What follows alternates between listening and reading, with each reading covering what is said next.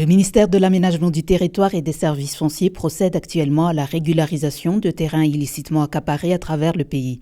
Le ministre, le général Lixon-René de Roland, a confirmé que le gouvernement avait examiné en profondeur ce dossier sensible qui concerne notamment les zones de l'Asnières, des terrains de la Sirama ou encore de la Sécrène, ainsi que ceux d'Antambala à Port-Berger.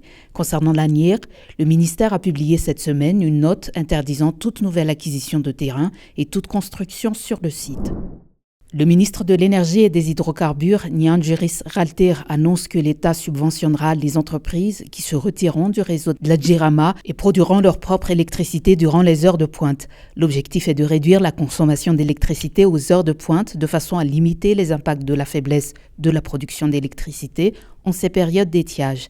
Cette mesure, déjà discutée avec les groupements professionnels, constitue l'une des mesures d'urgence prises par la Jirama pour réduire le délestage sur les réseaux interconnectés d'Antananarivo.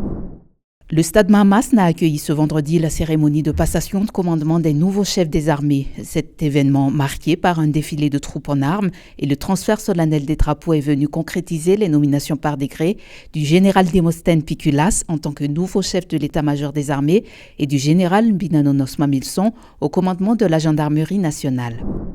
Le général de brigade Ertina Daniel Rakoutourmanan a officiellement succédé au général de division Jocelyn Rakoutson à la tête de l'état-major de l'armée de terre lors d'une cérémonie à Ndoutape-Naga jeudi.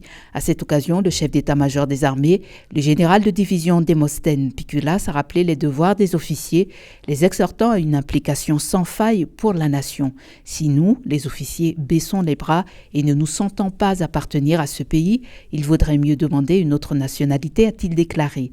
Le général Piculas a précisé rechercher des responsables prêts à assumer leur mission, à collaborer avec leur hiérarchie et à faire du pays leur priorité absolue. Mohamed Idriss Farah, récemment nommé envoyé spécial de l'Union africaine, est arrivé jeudi à Antananarivo.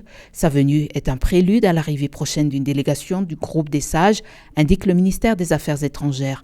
La mission s'inscrit dans la volonté de l'organisation de soutenir Madagascar dans son processus de refondation, avec pour objectif de consolider le dialogue national et la stabilité institutionnelle, poursuit le ministère dans un communiqué.